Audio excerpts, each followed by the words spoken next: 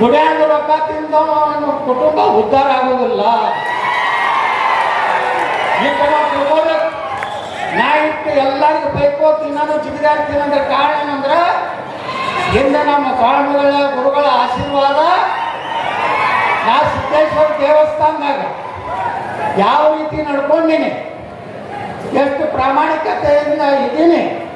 ನನಗೂ ಒಂದು ಅಪವಾದ ಬಂದಿತ್ತು ಗುರುಗಳ. ನಾನು ಭಕ್ತಾನ ಸ್ವಾಮಿಗಳ ಕಾರ್ಯಕ್ರಮ ಮಾಡಿದಾಗ ಕೆಲವೊಂದು ಮಂದಿ ಇರ್ತಾರಲ್ಲ, ಯಾವ ಊರಾಗ ಇರೋದಿಲ್ಲ. ಬಿಜಾಪುರನಾಗ ಒಂದಿಟ್ಟು ಉಪಾಧ್ಯಾಯ ನನ್ನ ಮಕ್ಕಳು ಇದ್ರು. ಸುಮಾರು 1,10,00,000 ರೂಪಾಯಿ ನಮ್ಮ ಭಕ್ತಾನ ಸ್ವಾಮಿಗಳ ಕಾರ್ಯಕ್ರಮ. ಅವಾಗ 1,10,00,000 ಅಂದ್ರೆ ಭಾಳ ದೊಡ್ಡ ಅಮೌಂಟ್. ಇವತ್ತು 1 ಕೋಟಿ ಅಂದ್ರೆ, ಅವಾಗಿನ 1 ಕೋಟಿ ಅಂದ್ರೆ ಇವತ್ತು 100 ಕೋಟಿ ಇದ್ದ. 1,10,00,000 ರೂಪಾಯಿ ಒಳ್ಳೆಯದು. ಭಕ್ತಾನ ಸ್ವಾಮಿಗಳ ಕಾರ್ಯಕ್ರಮ ಮುಗಿಸ್ತಿದ್ದೀವಿ. ಅವ್ರ ಹೆಸರಲ್ಲೇ ಸುಮಾರು ಇವತ್ತು 50 ಕೋಟಿ ರೂಪಾಯಿ ಒಂದು ಸಾಲಿ ಕಟ್ಟಿದ್ದೀವಿ. ಸಂಗರ ಬಸವ ಇಂಟರ್ನ್ಯಾಷನಲ್ ರೆಸಿಡೆನ್ಷಿಯಲ್ ಸ್ಕೂಲ್ ಅಂತ. ಇವತ್ತು ಅದರಿಂದ ಇವತ್ತು ಬಂಕನಾಳ ಸ್ವಾಮಿಗಳ ಒಂದು ಆಶೀರ್ವಾದದಿಂದ ಒಬ್ರು ಯಾರೋ ಹೇಳಿದ್ರು, ಏನು ಬರೆದ್ರು, ಬಂಕನಾಳ ಸ್ವಾಮಿಗಳ ಜೋಳಿಗೆ ಎತ್ತಾಳಗೌಡರ ಗ್ಯಾಂಗಿಗೆಲ್ಲ ಹೋಳಿಗೆ ಎತ್ತಬಾರ್ದು. ನಾ ಹೇಳಿದೆ, ಆ 1,10,00,000 ರೂಪಾಯಿ ಏನೋ ಜನರ ಲೆಕ್ಕ ಐತಿ. ಒಂದು ತಿಂಗಳ ನಾವು ಸಿದ್ದೇಶ್ವರ ದೇವಸ್ಥಾನ ಆಫೀಸ್ನಲ್ಲಿ ಎಲ್ಲ ಲೆಕ್ಕಪತ್ರದ ಯಾರು ಸಂಶಯ ಇದೆ ನಮ್ಮ ಮೇಲೆ, ಯಾರ ಅವ್ಯವಹಾರ ಆಗೈತೆ ಅಂತ ಹೇಳ್ತೀರಿ, ಅವರು ಬಂದು ಲೆಕ್ಕ ನೋಡಬೇಕು. ಅವ್ರ ಲೆಕ್ಕ ಏನಾರೆ ನಾವು ಮೋಸ ಮಾಡಿದ್ರೆ, ಈ ಕಾರ್ಯಕ್ರಮದ ರೊಕ್ಕ ತಿಂದಿದ್ರೆ ನಮ್ಗೆ ಆ ಸಿದ್ದರಾಮೇಶ್ವರ ನೋಡ್ಕೊಳ್ಳಿ ಅಂತ ಹೇಳಿ ಒಂದು ಪತ್ರಿಕಾ ಪ್ರಕಟಣೆಯನ್ನು ಕೊಟ್ಟೆ. 1 ತಿಂಗಳಾದ್ರೂ ಸಹ ಯಾರೂ ಬಂದು ಲೆಕ್ಕ ನೋಡಲಿಲ್ಲ. ಇವತ್ತೇನಾರೆ ರಾಜಕಾರಣದಾಗ ಏರುಪೇರು ಇರ್ತವೆ, ಆದರೆ ಜನರ ಭಾವನೆಗೆ ಇವತ್ತು ಜನರ ಮನಸ್ಸದೆ. ಬೂಟೋಳು ಮುಟ್ಟಾರ ಒಂದು ಜವಾಬ್ದಾರಿ ಎಂದು ಕೊಟ್ಟಿರಿ.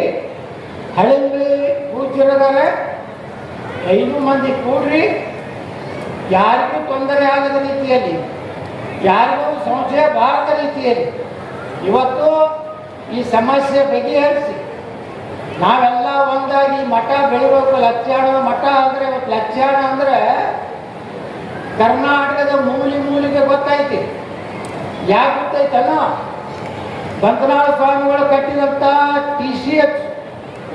ನಾವು ಹೋಗಿದ್ದೆ ನಮ್ಮ ಸುತ್ತೂರು ಮಠದ ಕಾರ್ಯಕ್ರಮ. ನಾ ಕೇಂದ್ರ ಮಂತ್ರಿ ಇದ್ದಾಗ ಅಲ್ಲಿ ಒಂದು 7-8 ಮಂದಿ ಮಾಸ್ತರ್ಗಳು ಬಂದರು ನನ್ನ ಬಳಿ ಭೇಟಿ. ಅವ್ರು ಕೇಳಿದೆ, ನಾವೆಲ್ಲ ಹಿಂದಿ ತಾಲೂಕದವ್ರಿಗೆ ಬಿಜಾಪುರ ಜಿಲ್ಲೆದವ್ರು ಅಂತ ಹೇಳಿದ್ರು. ಅಲ್ರಿ ಇಲ್ಲಿ ಪ್ರೈಮರಿ ಸ್ಕೂಲ್ ಟೀಚರ್ ಅದೀವಿ ಅಂತ ಹೇಳಿ ನಾ ಗಾಬರಿ ಆದ. ಎಲ್ಲಿ ಲಕ್ಷಣ, ಎಲ್ಲಿ ಯಾವುದಾದ್ರು ಟಿ ನರಸೀಪುರ ಅಂತ ಹೇಳಿ ಒಂದು ಅಲ್ಲಿ 2-3 ನದಿಗಳು ಕೂಡುವಂಥ ಈ ಒಂದು ಪವಿತ್ರ ಕ್ಷೇತ್ರ. ಅಲ್ಲಿ ನಮ್ಮವ್ರು ಸಿಕ್ಕರು.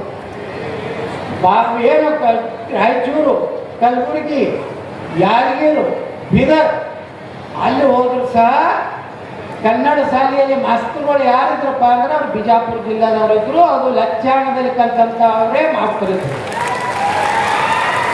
ಇದನ್ನ ಯಾಕೆ ಹೇಳ್ತೀನಿ ಅಂದರೆ, ಅವತ್ತು ಬಂಕನಾಳ ಸ್ವಾಮಿಗಳು ಅಷ್ಟು ಶಿಕ್ಷಣದ ಇದು ಕೊಟ್ಟಿರ್ಲಿಕ್ಕೆ ನಮ್ಗೆ 8 ಮಂದಿ ಟೀಚರ್ಗಳು ಇಟ್ಟು ಶಿಕ್ಷಣದಲ್ಲಿ ಒಂದು ಕ್ರಾಂತಿ ಆಗ್ತಿರ್ಲಿಲ್ಲ.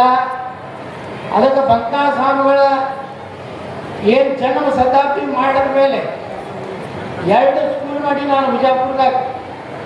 ಒಂದು ಸಂಗನ ಬಸವ ಅಂತಾರಾಷ್ಟ್ರೀಯ ವಸತಿ ಶಾಲೆ, 2,000 ಹುಡುಗರು ಅದಾವ. 50 ಕೋಟಿ ರೂಪಾಯಿ ಖರ್ಚು ಮಾಡಿ 40 ಎಕರೆದಲ್ಲಿ ಒಂದು ಬಂಕನಾಳ ಸ್ವಾಮಿಗಳ ಮೂರ್ತಿ ಇರಲಿಲ್ಲ BID ಒಳಗೆ.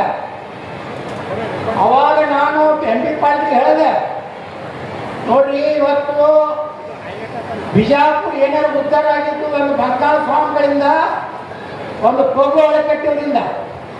ಅವೆರಡೂ ಮುಟ್ಟಿ ಕೂಡಿಸ್ಬೇಕಂದಾಗ MP ಪಾಟೀಲ್ ಹೇಳಿದ್ರು, ಇಲ್ಲ ಗೌಡ್ರೆ ನಾ ರೊಕ್ಕ ಕೊಡ್ತೀನಿ, ಅದಕ್ಕೆ ನೀವು ಎಲ್ಲಿ ಮಾಡಿಸಿರೋದು ಎಷ್ಟು ರೊಕ್ಕ ಬಂದರೂ ಬರಲಿ ನಾ ಕೊಡ್ತೀನಿ ಅಂತ ಹೇಳಿದ್ರು. ನಾವು ಸಿದ್ದೇಶ್ವರ ಗುಡಿ ಕಮ್ಯುನಿಟಿ ಅವರು ಹೋಗಿ ಜೈಪುರದಲ್ಲಿ ಬಂಕನಾಳ ಸ್ವಾಮಿಗಳ ಏನೊಂದು ಮೂರ್ತಿ ಸುಮಾರು 5 ಲಕ್ಷ ರೂಪಾಯಿನ ಅವಾಗಿನ ಕಾಲಕ್ಕೆ ಮಕರಾಣ ಕಲ್ಲಿನಿಂದ ಮೂರ್ತಿ ಮಾಡಿಸ್ತೀವಿ. ನಮ್ಮ ಸಂಸ್ಥಾದಾಗ ಒಂದು ಇಲ್ಲ ಅಂತೇಳಿ ನಾನು ನಮ್ಮ ಶಾಲೆಯಾಗ ಒಂದು ಅಂತೇಳಿ ಅಲ್ಲೇ ಒಂದು ಅದು ಭಾಳ ಒಂದು 1.5 ಲಕ್ಷ ರೂಪಾಯಿ.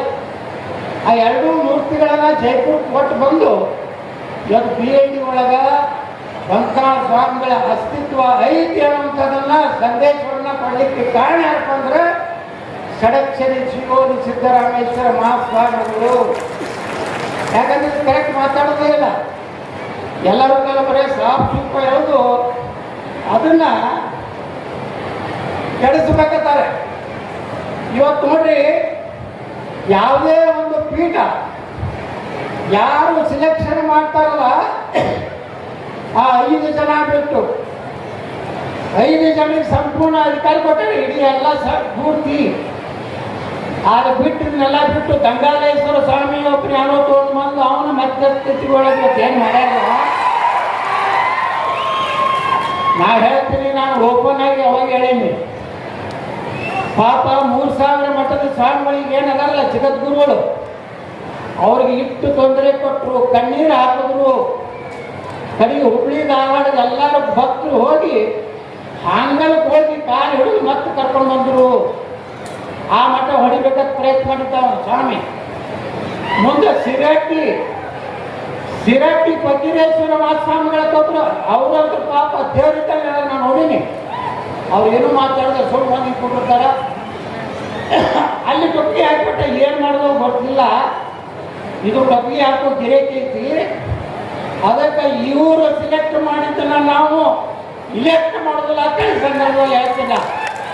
ಅದಕ್ಕೆ ನಾವು ಅವ್ರಿಗೆ ವಿನಂತಿ ಮಾಡ್ಕೊತೀವಿ, ಅವ್ರೇನು ಇಬ್ಬರು ಸಾಕೋಗಿದೆ ಎಲ್ಲರೂ ಕೂಡ್ರಿ, ಗೋಳ್ಕೋಡ್ ಆಚಾರ್ಯ ನೀವು ಮಧ್ಯಸ್ಥಿಕೆ ಮಾಡಿರಿ. ಅವರ ನೇತೃತ್ವದಲ್ಲಿ 5 ಮಂದಿ ಸಮಿತಿಯವರು ನೀವು ಯಾರನ್ನ ಎಸ್ತೀರಿ ಅದಕ್ಕೆ ನಾವೆಲ್ಲ ಕೈ ಮುಗಿದು ಪಾದ ಪೂಜೆ ಮಾಡಿ ಅವ್ನ ಸ್ವಾಗತ ಮಾಡ್ಕೋತೀವಿ. ಎಲ್ಲರ ಪರವಾಗಿ ಎಲ್ಲರದ್ದು ಕಬಲೈತಿಲ್ಲ ಎಲ್ಲರದು ಹೇಳಿ ನಾನು ಮಾತು ಜೈ